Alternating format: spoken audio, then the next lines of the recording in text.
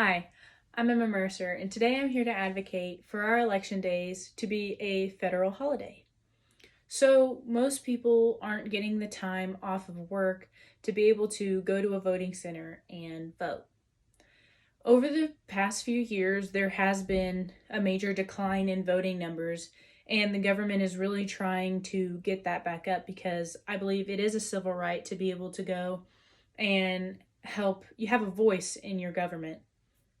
And I feel like if people have that day off because it's a federal holiday, I believe it will get the voting numbers back up to where they used to be.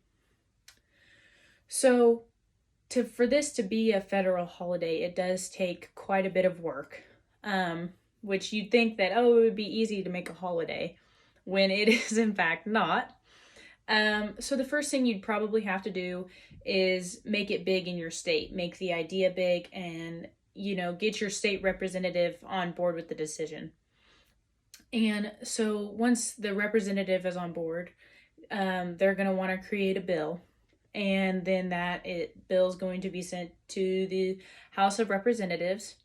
Then it will be debated and voted on, and if it is voted and passed, it will be passed from the House of Representatives to the Senate. And if the Senate votes on it and approves it, then it will eventually be sent to the US President.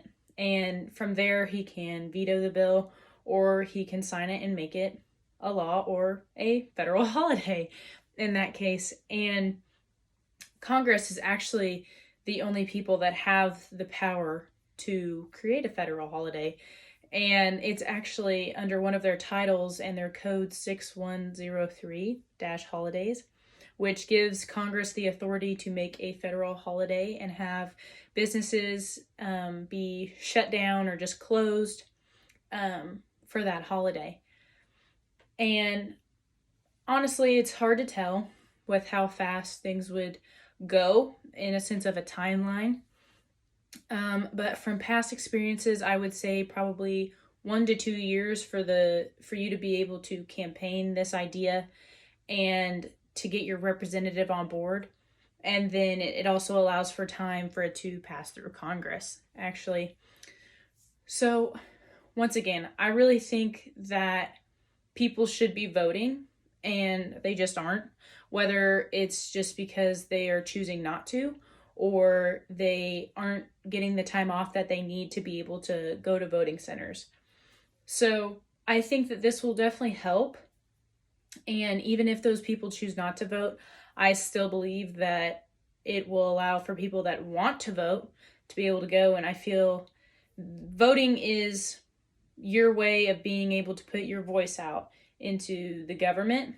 And I feel like this voting is the best way to do that. And this is how we're going to get our voting numbers up. And that's really what I wanted to advocate for today, is to show people that they do have a voice, and that just because you don't have the time doesn't mean you can't have the time. And maybe with this solution, we will be able to. But thank you for listening today. And the next time you go and vote, just kind of have that in the back of your mind, and think, what if I had the day off today? How much easier would this make this for me? But thank you for your time.